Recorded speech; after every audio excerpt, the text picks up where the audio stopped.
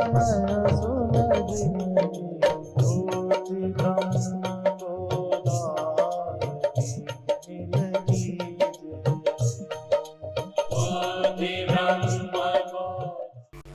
श्री राम जय जय राम।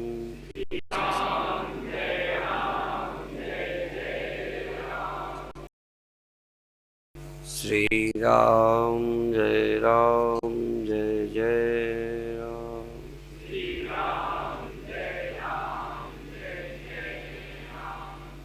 श्री राम जय जय राम।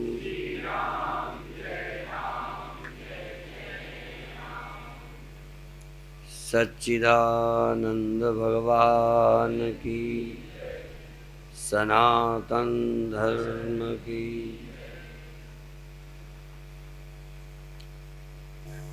जीवन में मनुष्य को शरीर और जीवन के तल पर सत्य की अर्थात नित्यता की आवश्यकता। नित्य जीवन हमारी मांग है। यदि जीवन नित्य नहीं है तो हम भय मुक्त नहीं होंगे। जीवन नित्य है इसकी पहचान न होना ही मृत्यु है। हमें अपना जीवन अनित्य मालूम पड़ता है। अनित्य अर्थात सदा न रहने वाला। कई लोग बड़े बड़े वैज्ञानिक हुए, सृष्टि की खोज की, इतनी सुख सुविधाएं समाज को दी, लेकिन अपने को खोजना भूल गए। हम भी सब जी रहे हैं, कोई शक नहीं। अभी हमें लगता है जी रहे हैं, पर शायद ही कोई हो जिसे ये न लगता हो कि हम मर जाएंगे। अभी मरे नहीं हैं, पर हम जिंदा होते हुए यह महसूस कर रहे हैं कि हम नहीं रहेंगे, और यही भय है। न रहने से ज्यादा दुख है न रहने का ख्याल। न रहने के ख्याल से मुक्त होना। इसी तरह बहुत लोग सुखी हैं, पर सुखी न रह पाएंगे, यह एक चिंता है। और जब भी हम किसी न रहने वाली वस्तु के सहारे सुखी होंगे तो ये ख्याल आना स्वाभाविक है कि सुख चला जाएगा। दूसरा एक मन के अंदर रहता है, हम बड़े हो जाएं।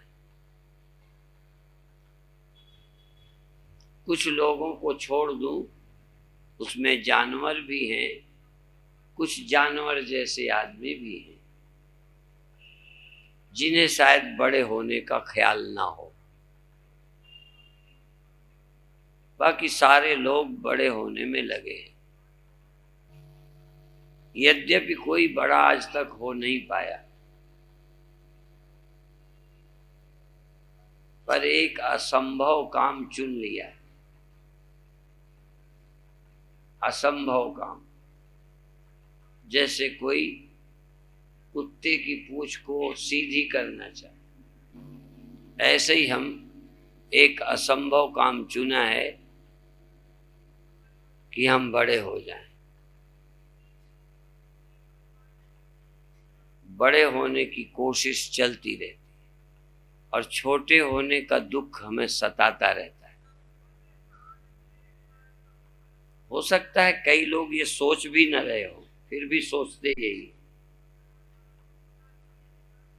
कई को ये पता नहीं है, जैसे छोटे बच्चे आंखों से देखते हैं, पर उनको ये नहीं पता कि हम आंखों से देखते हैं। उनको ये आंख का नाम नहीं मालूम। बचपन में हमसे कोई पूछता इंद्रियां कितनी होती हैं, तो अपन गिनती नहीं जानते। आज भी अभी ऐसे सयाने लोग होंगे जो इंद्रियों की गिनती नहीं जानते होंगे। कितनी कर्म इंद्रियां होती हैं, किनको कर्म इंद्रियां कहते हैं, किनको ज्ञानेंद्रियां कहते हैं, मन किसे कहते हैं, बुद्धि किसे कहते हैं, ये तो पढ़ने वाले जानते हैं कि चतुष्टय अंतःकरण होता है। बहुत लोग जी रहे हैं पर ये नहीं जानते होंगे कि जीव किसे कहते हैं, तो जी रहे। तो ऐसे ही कई लोगों ने सोचा भी नहीं होगा कि हम बड़े होने की सनक में लगे पड़े और हो नहीं पाएंगे। कोई हो नहीं पाया। लगता है थोड़ा तुमको कि हमसे वो बड़ा है, क्योंकि तुमसे वो बड़ा है इसलिए तुम्हें भी बड़ा होने का मन करता है। पर बड़े से पूछो तो उसको भी कोई अपने से बड़ा ही दिखता है। हर बड़े को कोई न कोई अपने से बड़ा नजर आता है और यही हमारे दौड़ने का कारण है। क्योंकि जब भी कोई अपने से आगे होगा तो आपको दौड़ना पड़ेगा। मैच है ना, ये तो दौड़ का खेल चल रहा है।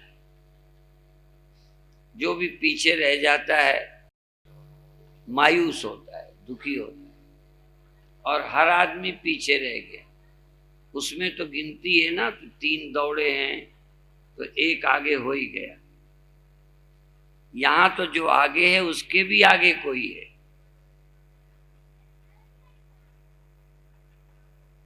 इसलिए कोई भी संतुष्ट नहीं है। जो जहां है वह संतुष्ट नहीं है। और जो भी जीवित है सब दुखी हैं, सब भयभीत हैं। मेरे जानते ज्ञानी को छोड़कर, आत्मज्ञानी को छोड़कर यदि कोई ब्रह्मा भी होगा तो उसे भी अपनी जिंदगी कम लगती है। सद्गुरुदेव भगवान की जय। क्यों? पशुओं से तुम्हारी जिंदगी ज्यादा है कि नहीं? गाय भैंस कुत्तों की उम्र कितनी होती है? कभी ध्यान नहीं दिया? लगभग 20 वर्ष।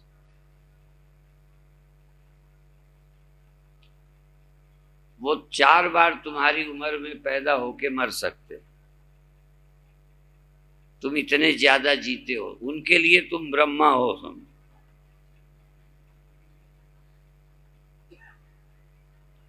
लेकिन मान लो तुम ब्रह्मा हो तो भी डर तो रहे हो।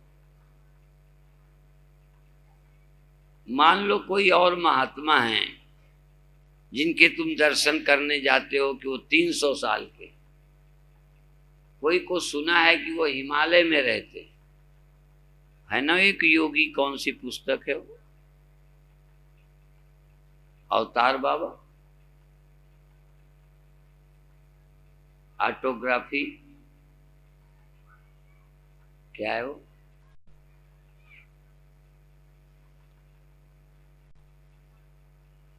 योगानंदा। विदेश में बड़ा उनका मूल्य है, भारत में उनकी पुस्तकें बहुत चलती हैं। उनके गुरुजी अभी हिमालय में रहते हैं। बड़ा परहेज है, उन्हें बाहर नहीं निकलते। एक समय उन्हें दुनिया के उद्धार की बड़ी करुणा थी तो उनके चेले ये बने हैं, लाहिड़ी महाशय, योगानंदा। पर वो अवतार बाबा अब हिमालय में रहते हैं, भी अब क्यों नहीं निकलते? तो पहले तो ये गप्प लगती है कि वो हैं। दूसरी बात ये कि यदि वो हैं तो अब वो दया कहाँ चली गई? जब पहले इनको चेला बनाया है तो अब चेले बेचारे लगे हैं, उनसे दुनिया का कुछ बन नहीं रहा तो आके बनाएं कुछ। तीसरी बात कि अमर तो होंगे नहीं।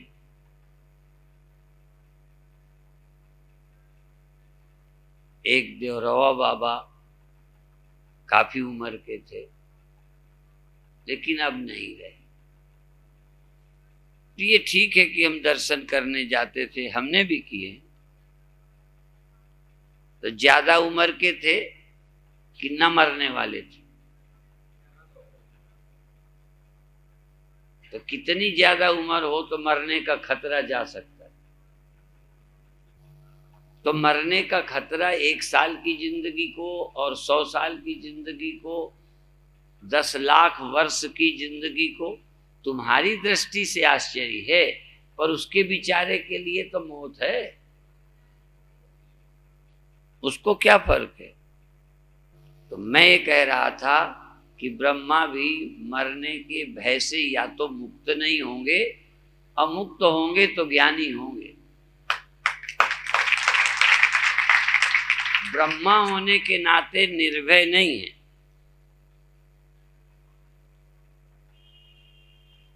इसी तरह से धन के नाते कोई निश्चिंत धनी नहीं है कि अब मेरे से आगे किसी के जाने का कोई खतरा नहीं, और मेरे अब धनी होने में कोई गरीब होने का डर नहीं।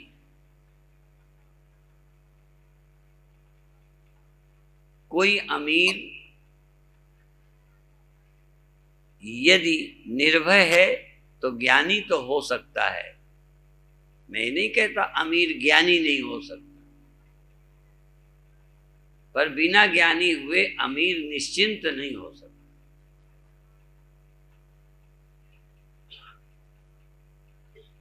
कोई शरीरधारी मृत्यु रहित नहीं हो सकता, और यदि शरीरधारी मृत्यु रहित है तो शरीरधारी होते हुए वो शरीर नहीं है,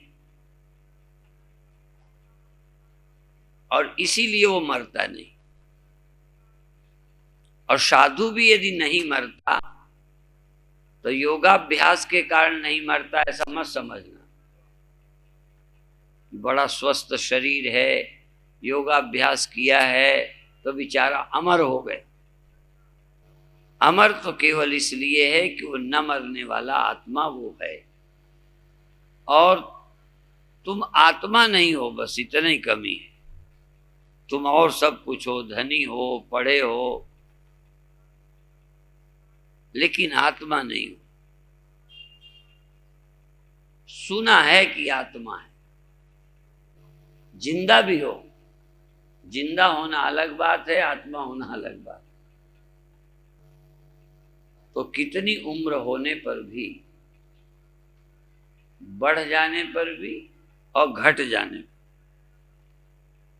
यदि ज्ञानी नहीं हो तो उम्र बढ़ जाने पर भी खतरा है, और ज्ञानी हो तो उम्र कम भी हो गई तो कोई खतरा नहीं है।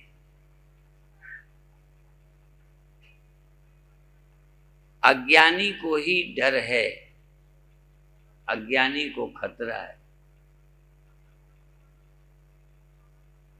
और धन से जुड़ा व्यक्ति जो धनी है, धन से, उसी को निर्धन होने का डर है। जो बिना धन का धनी है उसे निर्धन होने का कोई खतरा नहीं है। आप बिना धन के धनी हो सकते हो।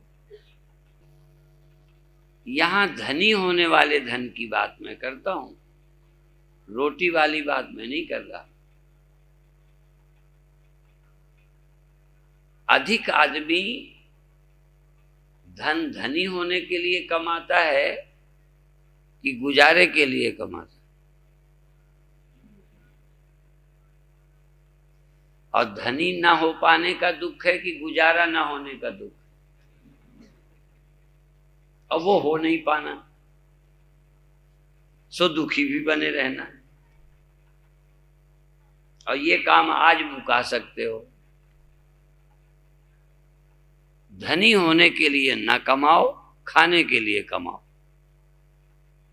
अब देखो तुम अपने मन को टटोलना कि धनी होने के लिए कमा रहे हो कि खाने के लिए।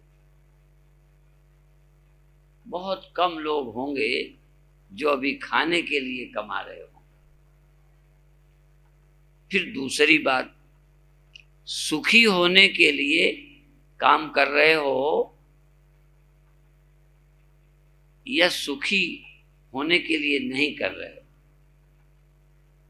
अब दूसरा विषय, आप जो भी काम करते हो किस लिए, और कर्म से जो सुखी होता है, जब कर्म में असमर्थ हो जाएगा, और अभी भी असमर्थ हो जाता है, काम ही असमर्थ होते हैं, तो जो किसी कर्म से सुखी होता है वो सुखी नहीं रह सकता, क्योंकि कर्म की सदा सामर्थ्य नहीं रहती। कर्म जरूरत की पूर्ति के लिए करना चाहिए, और जरूरत की पूर्ति में भी सुख का अनुभव होता है। फर्क समझ लें। भूख लगती है, इसके लिए भी हमने खाया, एक कर्म किया और सुख मिला, वो भूख के कारण मिला। यदि खाने से सुख मिलता तो हम आपको निमंत्रित करते हैं, हम खिलाते रहेंगे, तुम खाते रहो, सुखी रहो, बंद नहीं करने देंगे। इसका मतलब खाने रूपी कर्म में सुख नहीं है, सुख के लिए नहीं खाना है, एक आवश्यकता की पूर्ति के लिए खाना है। इसी तरह से कर्म एक व्यवहारिक आवश्यकता है। कहीं जाना है, कुछ करना है, कपड़े धोना है, धोइए। पुण्य आप किस लिए करते हैं? चलो चोरी तो तुमने सुखी होने के लिए किया, बुरे काम तो तुमने सुखी होने के लिए किया, दान पुण्य यज्ञ किस लिए किया? बोलो। हैं? सुखी होने के लिए, आगे तक की इंतजाम किया, स्वर्ग तक का। तो तुम कर्म के बल से भविष्य में सुखी रहना चाहते हो, और गीता और उपनिषद कहते हैं कर्म से तुम सुखी नहीं रह सकते हो, इसलिए सुखी होने के लिए कोई कर्म मत करो, पुण्य भी मत करो। किसके लिए? सुखी होने। यदि सुखी रहना है तो कामना ही मत करो।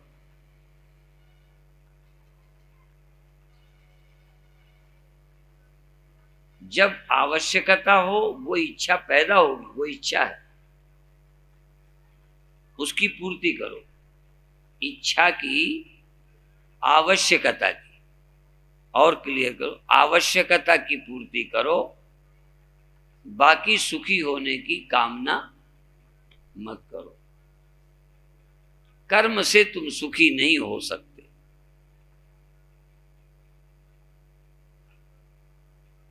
न कर्मणा न प्रजया न कर्मणा, कर्म से न प्रजया, संतान से उसकी प्राप्ति नहीं होती। स्वर्ग भी जो मिलता है वो भी स्थायी नहीं होता। कर्म से मिलने वाला सुख परमानेंट नहीं हो सकता। इसलिए सुखी होने के लिए कर्म मत करो। सुखी रहने के लिए आप कामना रहित हो, या गीता का यह श्लोक याद करो। भगवान श्री कृष्ण ने अर्जुन को कहा, प्रजहाति यदा कामान सर्वान पार्थ मनोगता, सर्वान कामान,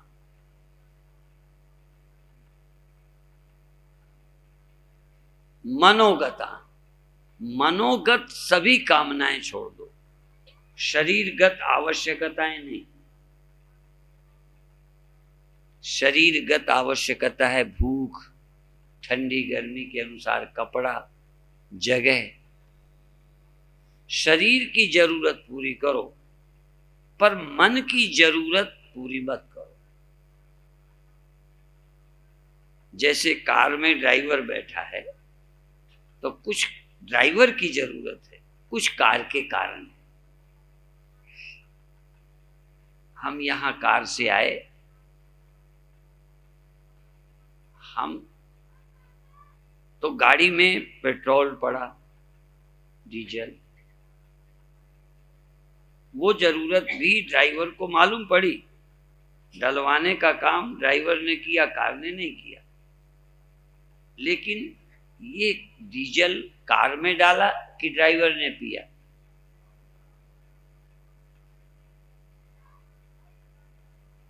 ड्राइवर को खुशी हुई, डीजल न मिलता तो ड्राइवर परेशान होता, ये अलग है। ऐसे ही शरीर की जरूरतें पूरी करके भी मन को अच्छा लगता है, वो बुरी बात नहीं है। लेकिन मन सुखी रहने के लिए, अपने सुखी रहने के लिए, गाड़ी के लिए तो ठीक था, पर फिर पेट्रोल जोड़ता है अगले जन्म तक के लिए। भ्रम पैदा हो गया कि डीजल मेरे सुख का साधन, डीजल पीने लगा, कार में डालने के बजाय पीने लगा।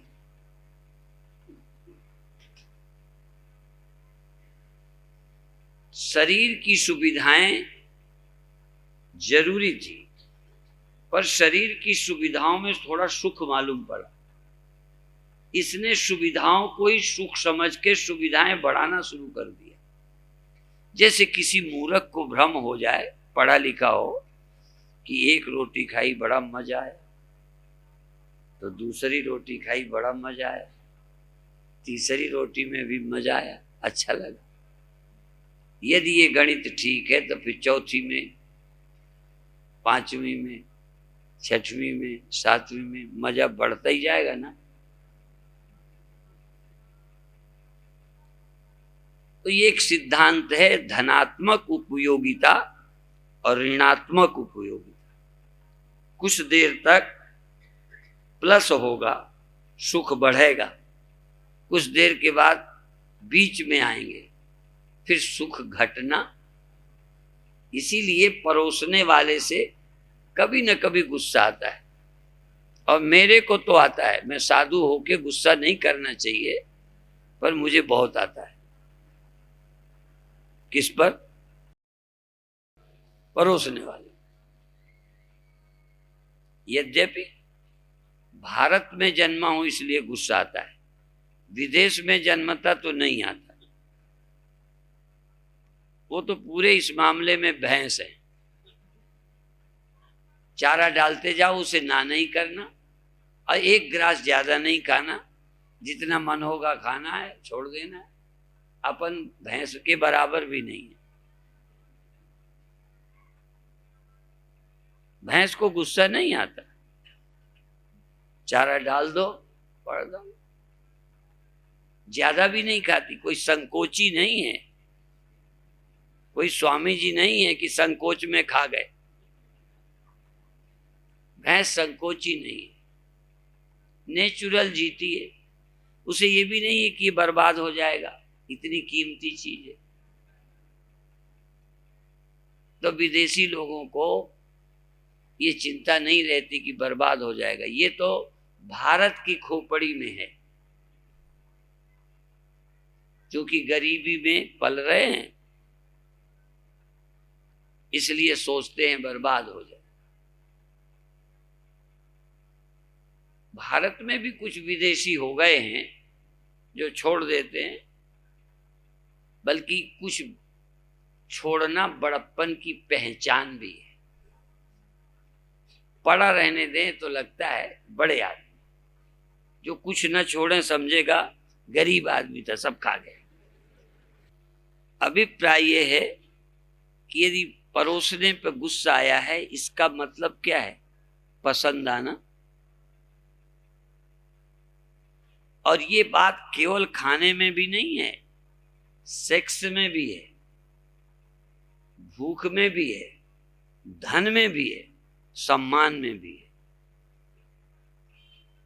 तुम हमारी आरती उतारे जाओ, सोने न दो,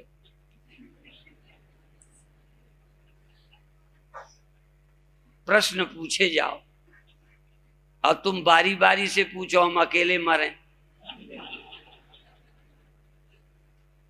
तुम्हारी तो अभी ललक जैसे दसियों गुंडे किसी एक लड़की के साथ बलात्कार, उसे एक बार अच्छा लगेगा, 2 बार अच्छा लगेगा। तो आप ये समझते हो बलात्कार केवल लड़की के साथ होता है? जरूरत घटती जाती है, जरूरत बढ़ नहीं सकती। जो भी शारीरिक चीजें हैं वो एक सीमा के बाद मन इंकार कर देता है। कौन सा दिन होगा जब तुम बड़े होने की मूर्खता को समझ सको? बड़े होने के लिए धन न कमाओ, सुखी होने के लिए कर्म मना करो। सुखी होने के लिए निज सुख करके नहीं, निजानंद, आनंद अपना, बड़प्पन अपना, जिंदगी अपनी, शरीर की नहीं, अपनी जिंदगी। जो अपनी जिंदगी जीते हैं वो नहीं मरते, जो शरीर का जीवन जी रहे हैं वो मरते हैं। जो इंद्रियों के सुख में जीते हैं वो दुखी होते हैं। जो धन के बड़प्पन में जीते हैं उन्हें छोटे होने का खतरा रहता है। और देखो, धन बाहर रहता है और दिमाग धनी होता है। केवल सूचना है कि धन है, और सूचना ही दे दो कि चला गया, 1 और रुपया ना उठाना, फोन कर दो कि सब गया। देखो हो गया सब। तो धनी होने का स्वप्न ही तो है, बड़े होने का स्वप्न ही तो है। एक जगह मैंने लिखा कि स्वप्न में 100% स्वप्न होता है, लेकिन जागृत में 10% सच और 90% स्वप्न होता है। जागृत में भी स्वप्न ही देख रहे हो। तुम धनी हो गए हो, ये स्वप्न देख रहे हो। किसमें? बुद्धि में। मैं धनी हो गया, बड़ा हो गया, स्वप्न देख रहे हो। और उसके लिए थोड़ा है, धन है, चुनाव जीते हो, कुछ सहारा है स्वप्न का लिए। इसलिए जागृत के स्वप्न को स्वप्न समझ पाना जरा कठिन है। स्वप्न को स्वप्न समझना आसान है, क्योंकि वहां नींद खुली, समझ गए। अब धनी आदमी की नींद कब खुली कि वो समझे कि ये स्वप्न था? ये कुर्सी वालों की नींद कब टूटेगी वो समझेंगे कि बड़ा होना स्वप्न है? क्योंकि कुछ चीज है ना, थोड़ी धन का सहारा है, पद का सहारा है। यद्यपि धनी होने का सिर्फ ख्याल है, बड़े होने का सिर्फ, जैसे स्वप्न क्या होता है? सिर्फ ख्याल। स्वप्न क्या है? सिर्फ ख्याल। और धनी होना क्या है? सिर्फ ख्याल। बड़े होना क्या है? सिर्फ ख्याल। लेकिन थोड़ा चीज का सहारा होने से समझ नहीं आता कि ये भी ख्याल ही है। नहीं, ख्याल के अलावा धनी क्या होता है मुझे बताओ? ये भी एक स्वप्न है। लेकिन इस सपने को सपना जानने के लिए ज्यादा जागरूकता चाहिए। उस सपने को सपना समझने में देरी नहीं लगती। नींद टूटी और जान गए कि सपना था। यहां गरीब हो गए फिर भी नींद नहीं टूटी, नहीं तब भी सोचते अरे धनी होने का ख्याल था, गरीब क्या धनी थे जो गरीब हो गए। सपने में मरे जग गए, अरे वो सपना था। तो धनी होने से गरीब हो गए तो सपना टूटा क्या? चुनाव हार गए तो सपना टूटा क्या? बल्कि हार गए तो दोबारा जीतने की कोशिश करो, माने फिर स्वप्न लाओ। एक आदमी के स्वप्न में लड़का हुआ या शादी हो गई, नींद खुल गई, स्वप्न था, तो आंख बंद करके फिर सोचता है मेरा ब्याह हो गया।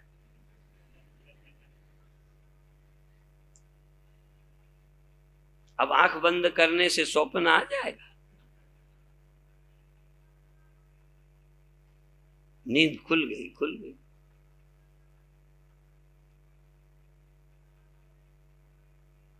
तो ये सोच नहीं पाता कि बड़े होने का मैंने स्वप्न देखा था, एक ख्याल बना लिया था, उससे क्या लाभ था। जैसे स्वप्न के लोगों से स्वप्न में व्यवहार होता है, ऐसे ये स्वप्न देखने वाले लोग, वो भी स्वप्न देख रहा है, वो भी देख रहा है, ये स्वप्न वाले सब आपस में दोस्ती किए हैं। वो भी धन का स्वप्न देखता है, अमीर हूं, ये भी देखता है। ये स्वप्ने वाले जैसे स्वप्न में तुम लड़ोगे तो किससे लड़ोगे? जागने वाले से। अब प्यार किससे करोगे? जागने वाले से। स्वप्न में चोरी भी करोगे तो जागृत के रुपए के उठा पाओगे, स्वप्न ही का। तो तुम्हारे जो व्यवहार है ना, ये सब स्वप्ने वालों के। वो भी पैसे में ही जी रहा है, वो भी पैसे में जी रहा, वो पैसे में जी रहा, इसलिए सबको ठीक लग रहा है। यहां हो गए, वो भी पुष्टि करता है, हाँ तुम धनी हो गए। तुमने चोरी की, जिसकी चोरी की पुलिस को रिपोर्ट की, पकड़े गए, तो तुम्हारी चोरी जैसी पुलिस वैसी, जिसकी चोरी की वो ऐसे ही, सब सच लगता है। जब जागोगे तो सब झूठा। तो तुम धनी हो, ये धनी है, क्योंकि वो भी उसी का स्वप्न देखता है। वो कोई ज्ञानी थोड़ा है। एक तरह से अपनी बुद्धि में स्वप्न बना लेता है कि हाँ धनी होने की सोचता रहा, धन से धनी होने की सोचता रहा, धन आया धनी माना, बस। दिमाग में तो 2 रुपए भी नहीं है, सिर्फ फीलिंग्स। और सिर्फ मालूम पड़े उसी का तो नाम स्वप्न हो कुछ ना, और मालूम पड़े उसी का नाम स्वप्न होता है। ऐसे ही लोग सुखी मालूम पड़ने लगते हैं, बड़े मालूम पड़ने लगते हैं, जीते मालूम पड़ने लगते हैं। अभी जीते मालूम पड़ रहे हो, जी भी नहीं रहे हो। इसीलिए किसी न किसी दिन ये मौत में तब्दील हो जाएगा जीवन। यदि जी रहे होते सचमुच तो फिर मरते कैसे? सच्चे जीवन को कौन छीन सकता है? स्वप्न का ही अंत होता है, स्वप्न ही जाते हैं, सत्य तो जा नहीं सकता। तो अभी जैसे धन से धनी होने का, ऐसे तन से जीने का, शरीर से जीने का एक स्वप्न है। यदि तुम जीवित हो कि शरीर के कारण जीवित हो, अभी भी सोच लो, तुम जीवित हो या शरीर जीवित हो? शरीर के कारण तुम जीवित लग रहे हो कि तुम जीवित हो? और यदि तुम जीवित हो तो मर कैसे जाओगे? तो जैसे धन से धनी वाले खतरे में हैं, ऐसे तन से जीवित रहने वाले मरेंगे। यदि आप जीवित हो, बल्कि शरीर को तुम जीवित किए हो, तुम तो जीवित हो ही, तुम तो चेतन हो ही, इंद्रियों को चेतन किए हुए हो।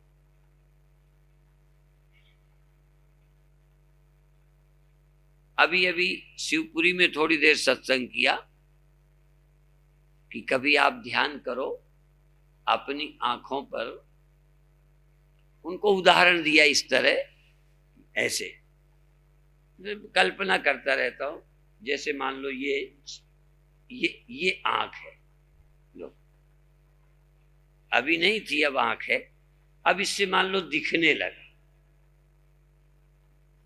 आंख बनते ही दिखने लगा, और मान लो आंख चली गई,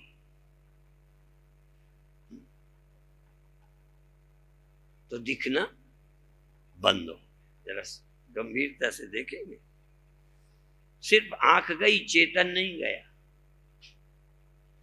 जैसे यहां गांठ गई, कपड़ा नहीं गया, फिर भी गांठ नाम कान मान लो, गांठ को आप आंख मान लो, बस ये गई कि इसका जो धर्म था वो चला गया। तो आंख गई तो आंख का धर्म क्या था? देखना। बिना आंख के दिखता नहीं था। पर एक बात और बता दें, चेतन नहीं होता तो आंख को नहीं दिखता। असल में तो चेतन से ही दिखता था, पर चेतन भी बिना आंख के नहीं देख सकता। ये कपड़ा बिना गांठ बने मान लो नहीं सुनता, नहीं देखता, तो ये गांठ गई कि इसका सुनना गया, देखना गया, फिर भी कपड़ा तो ऐसे ही। यदि आंख गई तो चेतन नहीं गया, अचेतन ही आंख है। आंख बना कौन? गांठ कौन बना? कपड़ा। ऐसे ही चेतन ही आंख बना। स्वप्न में आंख कौन बनता है? स्वप्न में देह कौन बनता है? स्वप्न में संसार कौन बनता है? कहां से मटेरियल लाता है और देखता है? हाथ होते हैं, ये पंचभूतों के हाथ होते हैं, जिससे बच्चे को खिलाते हो, बच्चे को गोद लेते हो, प्यार देते हो, वो हाथ किससे बने होते हैं? ये आंखें भी देखने के कारण। वैज्ञानिक कहते हैं एक अवीबा नाम का कीड़ा पैदा हुआ, जो जो इच्छाएं होती गई वो वैसे ही वैसा होता गया, और वो ऊंट बन गया, चलने लगा, पैर बन निकल आए। आपको भी जो जरूरत होती है वो बन जाता है। आप देखने के लिए आंख बने हो, सुनने के लिए कान बने हो, तुम देखने की इच्छा छोड़ दो, थोड़ी देर के बाद देखना खो जाएगा, पर चेतन रहोगे। सुनना खो जाएगा, चेतन रहोगे। जानना खो जाएगा, चेतन रहोगे। क्योंकि जानना बुद्धि के कारण है। चेतन और बुद्धि, चेतन में बुद्धि आई, जानना शुरू, जागृत अवस्था आ गई, जानना शुरू। लेकिन बुद्धि चली जाए, विचार समाप्त हो जाए, समझने की इच्छा छोड़ दो, तभी चेतन रहो। यद्यपि वहां एक और अवस्था है सुषुप्ति, पर अभी मैं ध्यान की बात करता हूं कि आप ध्यान में चेतन भर तुम रहो। देखने की इच्छा छोड़ दो, सुनने की इच्छा छोड़ दो, करने की इच्छा छोड़ दो, पाने की इच्छा छोड़ दो, समझने की इच्छा छोड़ दो। सिर्फ तुम चेतन हो, बस। तुम्हें सुनने की कोई जरूरत नहीं। चूंकि सुनने की जरूरत रही है तो तुम छोड़ते नहीं हो। सुनने की जरूरत रही है, इसलिए थोड़ी देर भी तुम्हारा दिल मानता नहीं है। करने की आदत पड़ी है, और यही आदत तुमको बार बार आंख में ले आती है, शरीर में ले आती है, मन में ले आती है, और जन्म में ले आती है। और जन्म में ले आती है तो मौत में ले जाती है। जरा सा थोड़ा लौटो कि तुम कौन हो।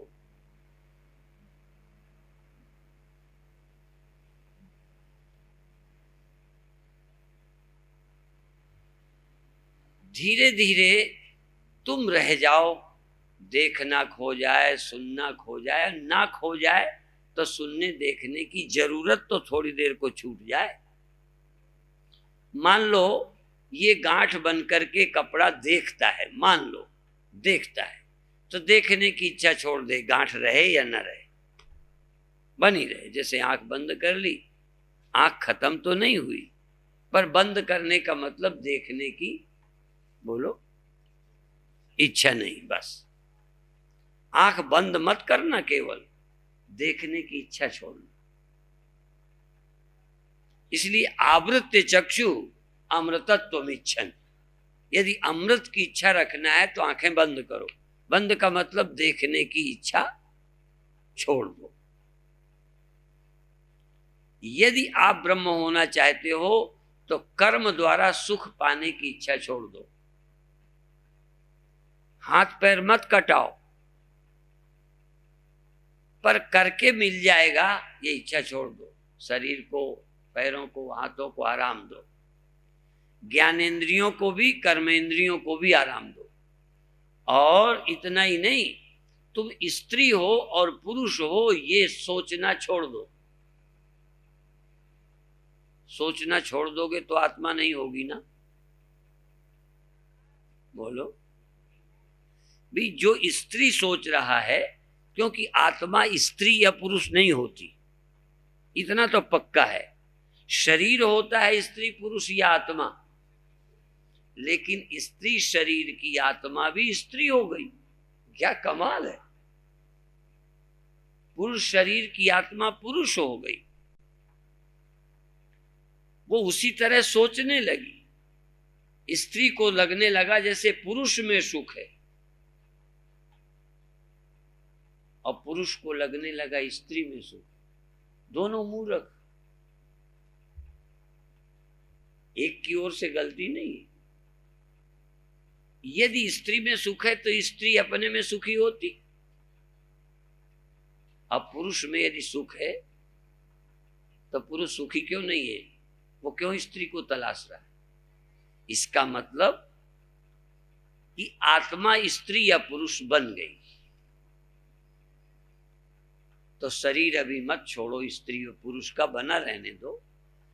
तुम स्वप्नों में थोड़ी देर जाते हो तो वहां भी क्या बनते हो? फिर वही स्त्री पुरुष। तो इसका मतलब तुम अपनी बुद्धि में भी स्त्री पुरुष बन गए हो। शरीर में ही नहीं हो, विचारों में, स्वप्नों में भी तुम स्त्री पुरुष बन गए हो। हम चाहते हैं कि तुम स्त्री और पुरुष होने का स्वप्न छोड़ दो, शरीर मत छोड़ो। और स्वप्न छोड़ने का मतलब विचार छोड़ दो। विचार स्वप्न है। तो तुम धनी होने का विचार छोड़ दो, धनी हो जाऊंगा का विचार छोड़ दो। धन पड़ा रहने दो, तन पड़ा रहने दो, पद बने रहने दो। तुम अपने अंदर जो बनते हो पदों से, जो पदों से बनता है वही पदों के न रहने में बिगड़ता है। तुम क्यों बिगड़ते हो? क्योंकि तुम बनते हो। जो बनेगा वो बिगड़ेगा, जो जन्मेगा वो मरेगा, जो कुछ होगा पाएगा वो खोएगा। तुम अपने में कुछ प्लस मत करो। प्योर आत्मा, प्योर कॉन्शियसनेस, केवल चेतन, केवल चेतन, उसमें कोई मिलावट नहीं। तो यदि आत्मा में तुम कुछ मिलाओगे नहीं, तो आत्मा में कुछ मिला सकते नहीं, पर बुद्धि मिला देती है। आत्मा नहीं मिलाती, आत्मा में तुम मिला भी नहीं सकते। आत्मा में कुछ बढ़ जाने का, घट जाने का, स्त्री होने का, पुरुष होने का भ्रम किसने पैदा किया? बुद्धि ने। और ये भ्रम किधर से आया? बुद्धि आई बाद में, पहले मन और इंद्रियां थी, जानवर में भी इंद्रियां थी। बुद्धि आ जाए जानवर के तो क्या सोचेगा? जानवर में यदि अकल डाल दी जाए तो जो इंद्रियों की तरफ से संदेश आते थे उन्हीं को बुद्धि पकड़ेगी, वो कोई आत्मा की तरफ के अनुभव नहीं पकड़ेगी। हम सब लोग इंद्रियों के द्वारा जो जानकारियां पहुंचती हैं वही बुद्धि अपने में स्वीकार करके आत्मा में आरोपित कर देती है कि हम धनी हो गए, स्त्री हो गए, पुरुष हो गए, गरीब हो गए, बड़े हो गए। जो हम हैं उसे खोजा ही नहीं। एक बार कोई आत्मा को खोज ले कि मैं कौन हूं, कठिन काम है, क्योंकि हम सब स्वप्नों में जीते। मोह निशा सब सो अनिहारा। गोस्वामी जी ने तो समेट दिया, मोह निशा सब सो अनिहारा।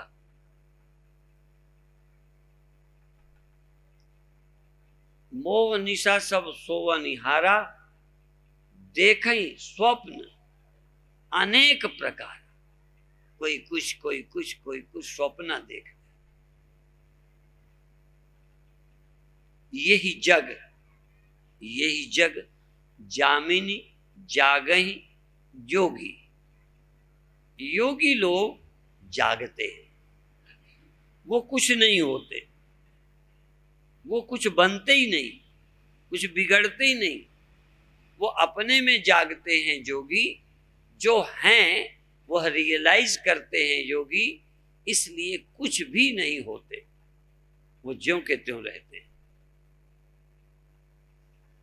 कभी कभी ज्यों के त्यों रहने के लिए लोगों ने ढोंग रचे।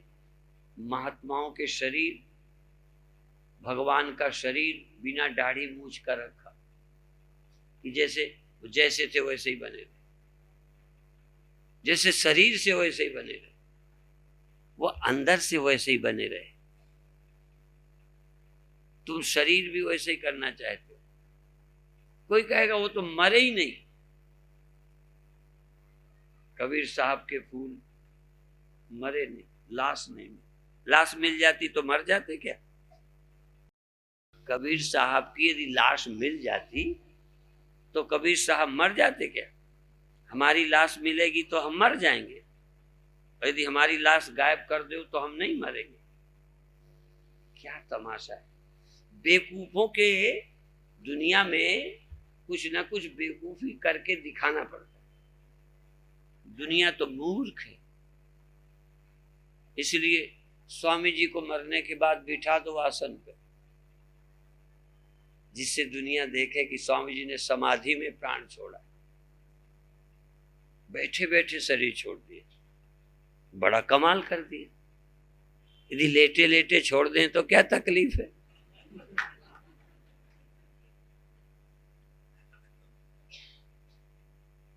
जिन्होंने पहले ही शरीर छोड़ रखा है,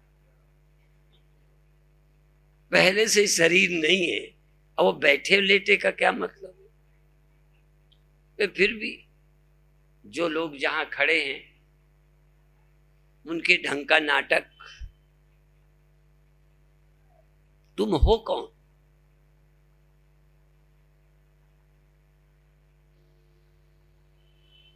सब कुछ देर तो तुम धनी गरीब, स्त्री पुरुष, बड़े छोटे, जन्मने मरने वाले इन विचारों का, इन स्वप्नों को छोड़ो, जागो और देखो ना हम मनुष्यों, देखो ना हम मनुष्य। शुरू यहीं से करो, हम मनुष्य नहीं, बाकी गधा तो हो ही नहीं। जो हो उसका इंकार करो, जो बने बैठे हो ना हम मनुष्यों। फिर कहो न च देव यक्षो, हम देवता भी नहीं है, होने की इच्छा भी मत करना। तुम गरीब नहीं हो इसका मतलब अमीर हो नहीं, अमीर भी होने की इच्छा मत करना। चूंकि गरीब और अमीर एक सिक्के के दो पहलू हैं। यदि गरीब हो तो अमीर होना चाहो, अमीर हो तो गरीब होने को डरते रहोगे। मैं अमीर नहीं हूं या मैं गरीब नहीं हूं का ये मतलब नहीं है कि मैं अमीर हूं ना, मैं अमीर गरीब नहीं, मैं स्त्री पुरुष नहीं हूं। मैं स्त्री नहीं हूं का मतलब पुरुष हूं नहीं, मैं स्त्री पुरुष नहीं हूं। मैं बड़ा हूं इसका मतलब छोटे से बड़ा हो गया हूं या मैं छोटा हूं बड़ा हो जाऊं, नहीं, छोटा बड़ा नहीं हूं, ना होना है। मैं जो हूं उसको रियलाइज करूं मैं कौन हूं। ये तो स्वप्न है, इसलिए हम स्वप्नों में जीते हैं, स्वप्नों में ही मर जाते हैं। जग जाते तो मरते ही नहीं, स्वप्नों में लोग जीकर स्वप्नों में मरते हैं, स्वप्नों में ही लाभ हानि उठाते हैं। जग जाए तो जागे हानि न लाभ कछ, जग जाए तो न लाभ है न हानि है, वो तो गया सब। स्वप्नों में लॉटरी आए या चोरी हो जाए, जग जाए बराबर, कोई हानि लाभ नहीं। तो संसार में कोई हानि लाभ जब ना रहे, कोई लाभ हानि ना रहे, समझो मुक्त हो गए। इसीलिए लाभा लाभौ जया जय, गीता कहती है लाभ और हानि को, जय और पराजय को, मिलने बिछुड़ने को, इस द्वंद को जो बराबर समझते, क्या सुख क्या दुख, क्या लाभ क्या हानि, क्या मिलना क्या बिछुड़ना, क्या बड़ा क्या छोटा, दोनों बराबर, कुछ भी नहीं। इसलिए जो जागते हैं वही स्वप्नों से मुक्त होते हैं। गच्छत्यमूढ़ा पद्मव्ययम तत्, अव्यय पद को, मुक्तावस्था को ज्ञानी प्राप्त होते हैं। स्वप्नों से जो मुक्त हो जाते हैं, स्वप्नों से, वो सुख दुख से, हानि लाभ से, जय पराजय से, जन्म मरण से, मिलने बिछुड़ने से, मेरे तेरे से, अच्छे बुरे से मुक्त हो जाते। वो तो एक अस्तित्व है, वहां होना ना होना नहीं होता। सागर का होना और ना होना नहीं होता, लहर का होना और ना होना होता है। लहर के तल पर होना और ना होना है, सागर के तल पर ना होने का और होने का प्रश्न नहीं, वो है ना होता है और ना होता है। ना होने का प्रश्न नहीं और होने का भी नहीं। होने का मतलब है लहर, सागर होता नहीं।